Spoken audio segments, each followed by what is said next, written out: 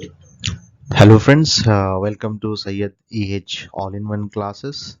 So आज मैं आपके सामने एक नया वीडियो बना रहा हूँ जिसमें हम लोग आने वाले समय में कौन सी क्लासेस स्टार्ट करने वाले हैं और क्या टॉपिक रहेगा इसके बारे में मैं आपको डिटेल देने वाला हूँ। ठीक है, तो ये क्लासेस जो है रेगुलर जो मेरे बैच में हैं उनके लिए भी ये टॉपिक स्टार्ट होंगे और कोई नए अगर स्टूडेंट्स अगर ज्वाइन होना चाह रहे हैं सिर्फ यही क्लासेस के लिए तो वो लोग भी ज्वाइन हो सकते हैं।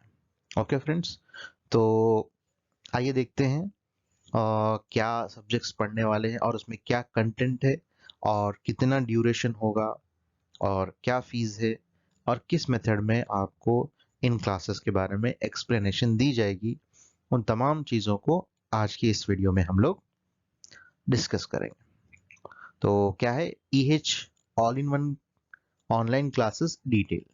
ठीक है, तो आइए देखते हैं क्या हमारा सब्जेक्ट होगा। हमारा जो सब्जेक्ट है जो हम पढ़ने वाले हैं वो है दो सब्जेक्ट्स हैं। एक है ऑर्गन ऑफ मेडिसिन और materia medica fundamental laws and pharmacy.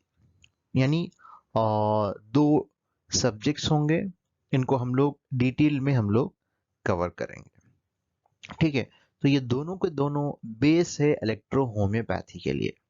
यानी जो डॉक्टर्स इलेक्ट्रो होम्योपैथी प्रैक्टिस करना चाहते हैं या वो इन इलेक्ट्रो होम्योपैथी के बारे में जानना चाहते हैं या वो इलेक्ट्रो होम्योपैथी में डिसीजेस पे ट्रीट करना चाहते हैं और इलेक्ट्रो होम्योपैथी के बारे में वो मेडिसिन बनाने की प्रक्रिया को जानना चाहते हैं, तो तमाम चीज़ों के जानने के लिए इन सब्जेक्ट्स का पढ़ना ज़रूरी है। यानी ये बेस है, बेस से ये एकदम आगे चल के इसमें पूरी डेप्थ तक हम लोग जानकारी हासिल कर सकते हैं। यानी बेसिक से डेप्थ तक पूरी चीज़ें हम लोग इन सब्जेक्ट्स के ज़रिए से ही हम लोग जान सकते हैं। ठीक है, तो आइए देखते हैं इन सब्जेक्ट्स में क्या-क्या कंटेंट है और किन के बारे में हम लोग पढ़ने वाले हैं, वो चीज़ों को भी हम लोग देखेंगे। सबसे पहले हम लोग डिस्कस करेंगे ऑर्गन ऑफ मेडिसिन के बारे में। ऑर्गन ऑफ इलेक्ट्रो होम्योपैथी या फिर ऑर्गन ऑफ मेडिसिन। ठीक है, यानी ये क्या है, ऑर्गन यानी हमारे बॉडी में जिस तरह एक ऑर्गन तमाम चीज़ों को जिम्मेदारी ले लेता है, वो जो फंक्शनिंग करना है। यानी ये चीज़ कहीं एक्सप्लेन नहीं की गई, मैं अपनी तरफ से एक्सप्लेन कर रहा हूँ। ठीक है, तो बॉडी का जो ऑर्गन है वो ऑर्गन अपने ऊपर जिम्मेदारी लेता है, लेकर जिसकी जिम्मेदारी उसने ली है उस फंक्शंस को बराबर वो क्या करता है, पूरा करता है। यानी वो ऑर्गन अगर ठीक रहेगा तो वो ऑर्गन से होने वाले फंक्शन भी ठीक होंगे और बॉडी से उसको फायदा होगा। तो इसी तरह ये सब्जेक्ट भी क्या है, एक इलेक्ट्रो होम्योपैथी का ऑर्गन है। यानी इसका जाना इतना जरूरी है। ठीक है, तो आइए देखते हैं इसका क्या कंटेंट रहेगा।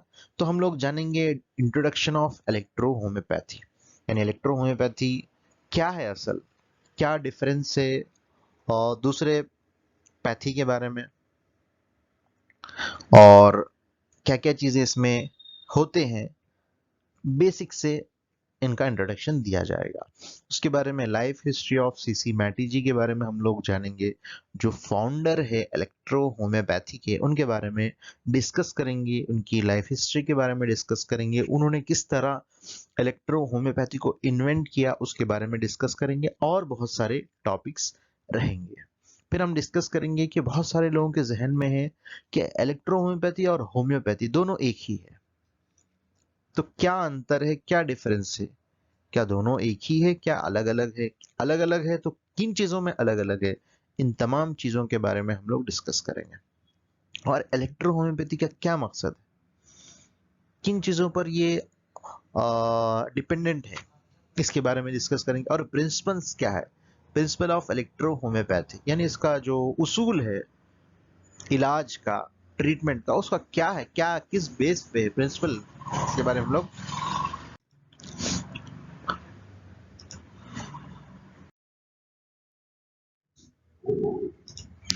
फिर हम पढ़ेंगे लॉ ऑफ इलेक्ट्रोहोम्योपैथी।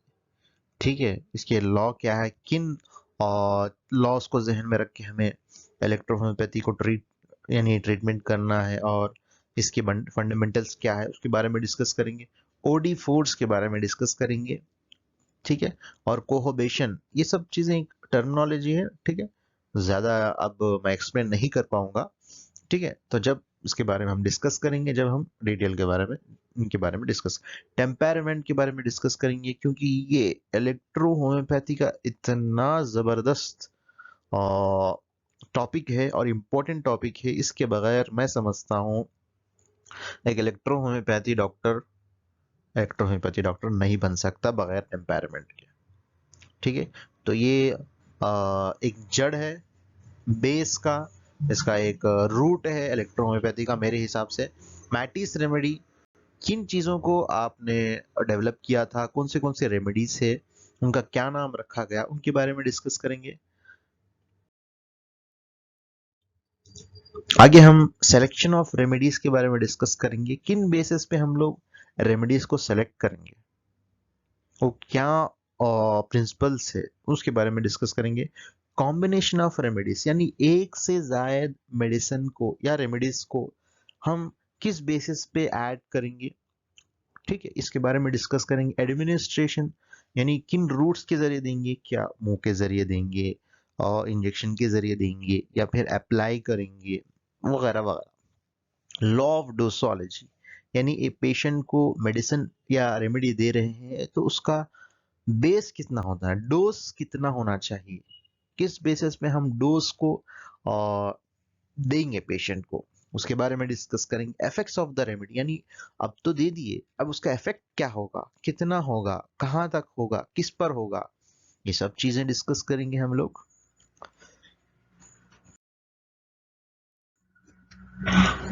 नेक्स्ट, हम दे तो दे दिए, क्या एग्रीवेशन हो सकता है, क्या इसका कोई रिएक्शन हो सकता है, तो उसके लिए हमें क्या करना है, तो उन चीजों के बारे में देखेंगे।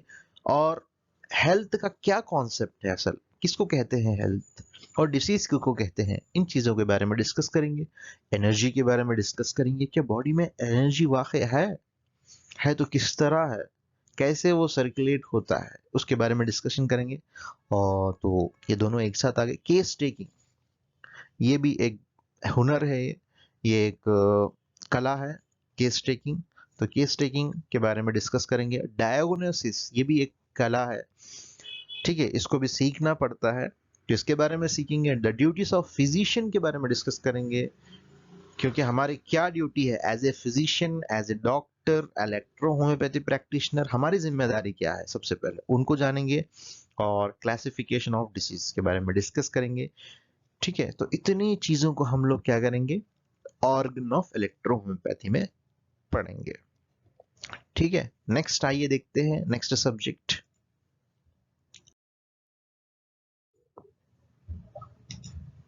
नेक्स्ट जो सब्जेक्ट है मैटर या मेडिका, फंडामेंटल लॉस, फार्मेसी। ठीक है, तो इसमें क्या होता है, रेमेडीज के बारे में डिस्कशन होता है, मेडिसिनल प्लांट्स के बारे में डिस्कशन होता है, प्लांट्स में पाए जाने वाली मेडिसिनल प्रॉपर्टीज के बारे में डिस्कशन होता है। तो ये चीजों के बारे में डिस्कस करेंगे। देखिए क्या है, इंट्रोडक्शन होगा इसका। रेमेडीज 38 रेमेडीज जो है इनको डिटेल में हम लोग पढ़ेंगे, और उनमें पाए जाने वाले प्लांट्स के बारे में डिस्कस करेंगे। और भी अगर कोई मेडिसिनल प्लांट है जिसका जानना हमें लिए जरूरी है तो उनको भी पढ़ेंगे। कॉन्स्टिट्यूशनल रेमेडीज, ठीक है, उनको जानेंगे। टेम्परामेंट के बारे में यहाँ पर भी होगा चर्चा, अगर वहां पे हो चुका है तो यहाँ पर रिवीजन होगा उसका।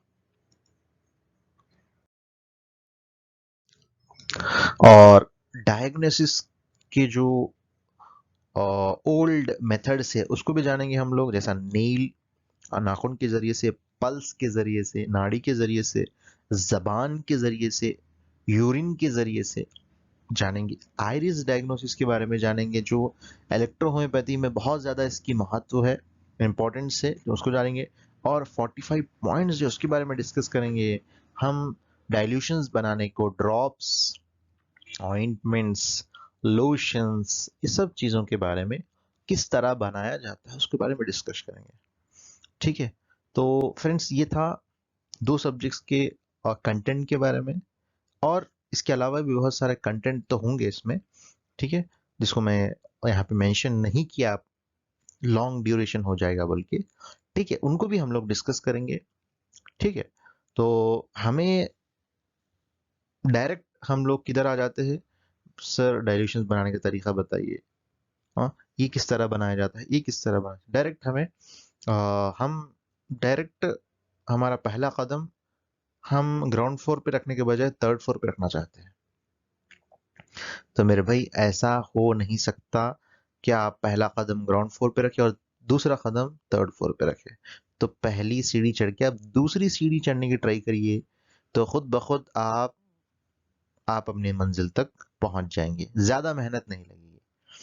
ठीक है, तो मेरा बताने का मकसद आपको मालूम हो गया होगा। स्टेप बाय स्टेप पढ़िए, ठीक है, स्टेप बाय स्टेप जानिए। ठीक है, आपके अंदर इंप्रूवमेंट आएगा, आप प्रैक्टिस कर सकेंगे, आपके अंदर कॉन्फिडेंस आएगा, आप रिजल्ट ले सकेंगे। तो ये सब चीज़ों के बारे में आपके लिए आसानी पैदा हो जाएगी। और बहुत सारी चीज़ें होंगी कि डॉक्टर्स पूछते हैं कि सर कौन सी कंपनी के मेडिसिन लिया जाए, ये सब चीज़ों के बारे में हम लोग डिस्कस करेंगे। ओके, तो और आगे देखते हैं क्या है इसके अंदर और इस वीडियो में। तो देखिए, जो क्लासेस कर रहे हैं उनके लिए तो कोई फीस नहीं है, क्योंकि वो ऑलरेडी पे कर रहे हैं और पे करने वाले हैं या पे कर चुके हैं वगैरह वगैरह। लेकिन जो नए स्टूडेंट से ज्वाइन होना चाहते हैं मेरी क्लास को, वो ऐड होना चाहते हैं मेरी क्लास में, तो उनके लिए सिर्फ और सिर्फ फीस रखी गई 1000 रुपीज। ठीक है, और ये क्लासेस स्टार्ट होंगे 1 जनवरी से। ठीक है, और इनका ड्यूरेशन होगा 4 मंथ्स। ठीक है, नहीं, कम से कम 4 मंथ्स के अंदर खत्म करने की बहुत जल्दी कोशिश तो की जाएगी, लेकिन मिनिमम जो पीरियड रहेगा वो तो 4 मंथ्स रहेगा। ठीक है, और ये क्लासेस मंडे टू फ्राइडे होंगे।